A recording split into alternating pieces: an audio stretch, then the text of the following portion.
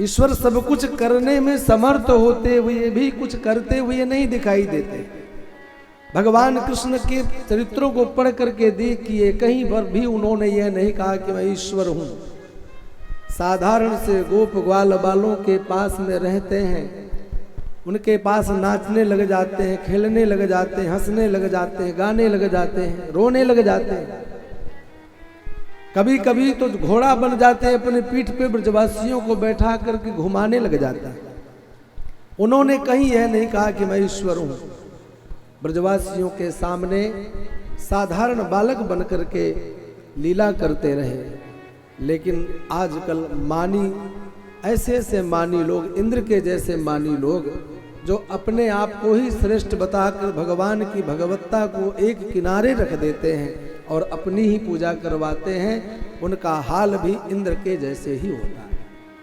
इस लीला को इंद्रमान मर्दन लीला के रूप में जाना जाता है। जितना हम यह जानते हैं कि यह गिरिराज गोवर्धन धारण की लीला है, उतना ही इस लीला को इंद्र के मान मर्दन करने वाली भगवान की यह लीला है। जिस इंद्र को यह अभिमान हो गया था कि मैं ही सब कुछ हूं, मैं ही ईश्वर हूं, और उसने अनुचरों को भेजकर पता करवाया कि देखो इस वर्ष कोई धुआं धक्कड़ नहीं हुआ, ब्रजवासियों ने कोई भोग भी नहीं लगाया, पता करो।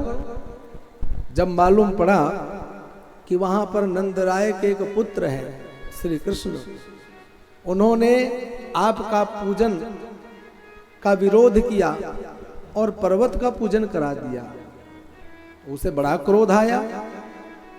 और आता ही है, अरे कोई बहुत बड़ा सम्मान चाहता हो और उसको सम्मान ना दे।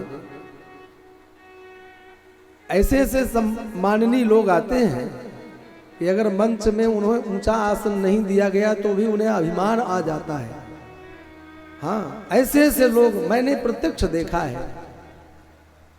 ऐसे ऐसे मानी, ऐसे ऐसे सम्माननीय महापुरुष आते हैं कि अगर बगल में किसी के आसन से नीचे भी आसन हो गया तो उस आसन का त्याग कर देते हैं, उस मंच का ही त्याग कर देते, चले जाते हैं।